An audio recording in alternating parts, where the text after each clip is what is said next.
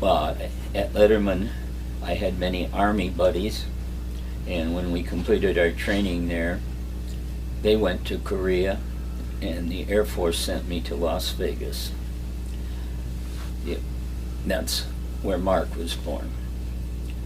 One of my more interesting experiences at Las Vegas was that I was chief of OB, and one of my patients was having a miscarriage, and the medical officer of the day was a psychiatrist, and he just told her that they didn't do pelvic exams after hours, and she'd have to come back in the morning. But she knew where I lived, so she collapsed on the front steps of my barracks, and we got her to the hospital and finished the miscarriage.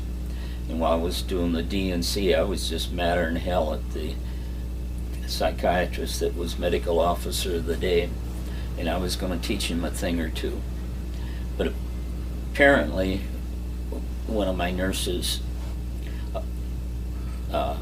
called the colonel and said he'd better do something about me. So when I left the operating room, there were these two damn big MPs standing there, and they said, "Doc, we got to take you to see the colonel right away." So I went over to see him, and he says it's his problem, not mine, and he'd take care of it, and I had to go back to my home and stay there that night. So that's what happened.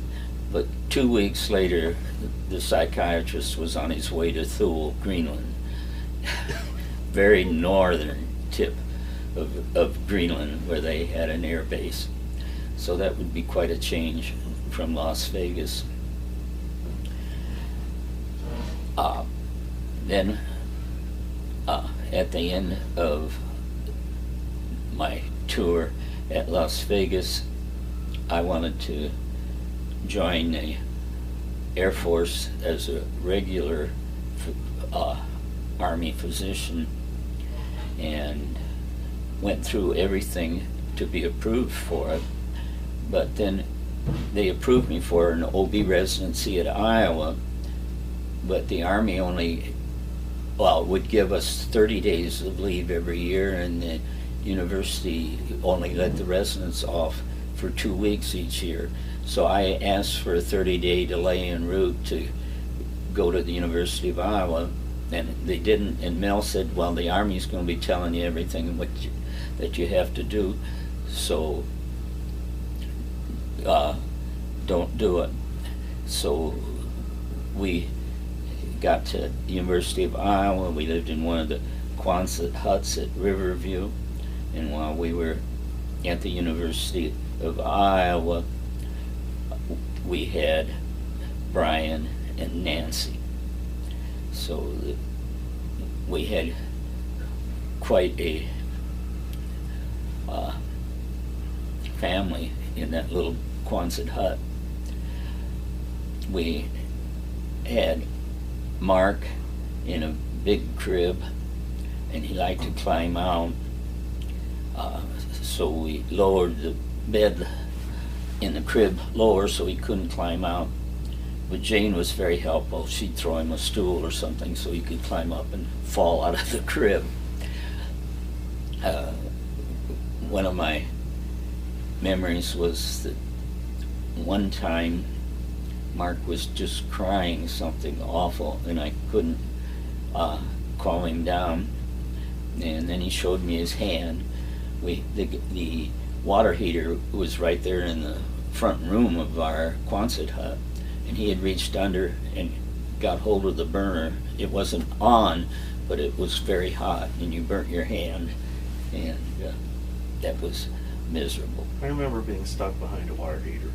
We had 2 weeks off, like I said, each year in the residency. In my senior year, Dr. Straub in Dubuque wanted me to come and cover for him for 2 weeks on vacation.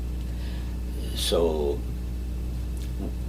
my whole family came up here, and we lived in Dr. Straub's house for 2 weeks, and we were quite impressed with Dubuque. You could go out to eat at a restaurant and bring 4 children, and they didn't make you sit there forever.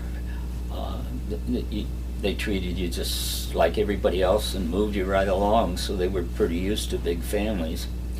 So then both Mel and I were impressed, and we moved to Dubuque when I finished my residency for OB. We had 3 hospitals, Finley, Mercy, and Xavier, and we did deliveries at all 3 hospitals. Dr. Straub and I would make rounds at the 3 hospitals in the morning together, and in the evening he would make Mercy and Finley, and I would usually go out to Xavier because it was a nice way to train the kids how to drive, because it was quite a long drive out there, and that was one of the things that I couldn't understand, why so many people wanted to go out there when it was such a long ride. The patients from Dyersville would want to drive all the way through Dubuque out to Xavier, and one October the doctor at Dyersville, Dr. Griffin, had a car accident, and that was to be his busiest month ever for OB, and I was covering for him, and Dr. Straub went on vacation, so in October I had 2 babies a day, which really kept me going. The busiest one was I had 2 babies at each hospital between midnight and 6 a.m. and no 2 at the same hospital at the same time. So I really met myself coming and going. We had a very good relationship with the police department, and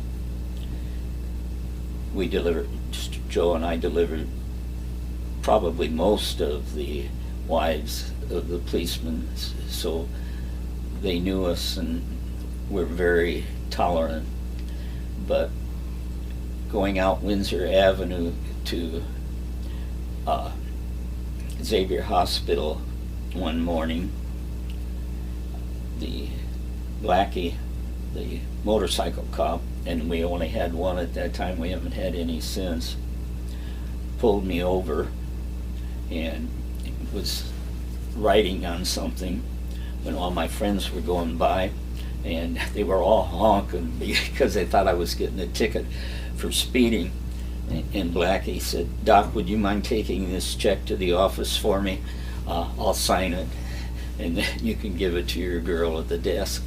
So that was very, very good.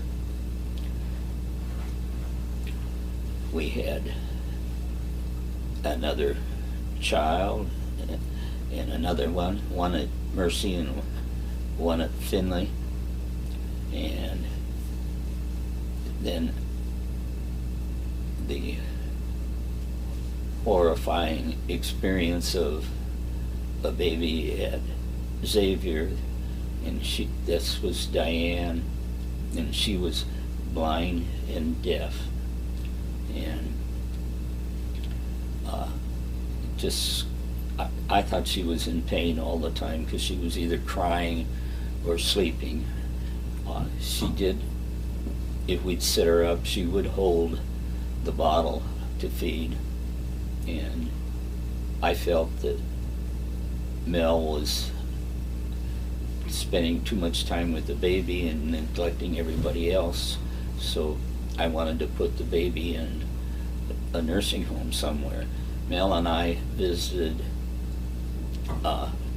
nursing homes for those babies in all the adjacent states and came up with Little Angels in Elgin, Illinois.